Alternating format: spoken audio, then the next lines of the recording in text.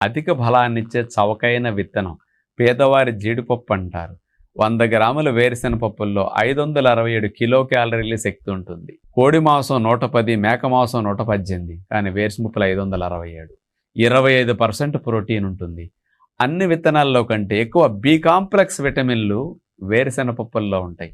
అందుకని నరాల బలానికి, కండపుష్టికి, ప్రోటీన్ డెవలప్మెంట్కి, దారుఢ్యానికి వేరుశెనగ పప్పులు చాలా మంచిది. గాంధీ గారు ప్రతిరోజు మొదలెట్టినప్పటి నుంచి చనిపోయే వరకు 2 గుప్పులు వేరుశెనగ పప్పులు మానకుండా తిన్నారట. నేను కూడా 40 సంవత్సరాలు పైబడి నుంచి వేరుశెనగ పప్పులు మానకుండా రోజు తింటాను. పొలాన్ని పీకిన ఫ్రెష్ వేరుశెనగ పప్పులు మార్కెట్లో దొరికినప్పుడు వాటిని వలుసుకుని అన్ని తినొచ్చు. అట్లాగే ఎండుపప్పులు దొరికినప్పుడు వాటిని నీళ్ళలో నానబెట్టుకు తింటే తేలిగ్గా డైజెషన్ అవుతాయి.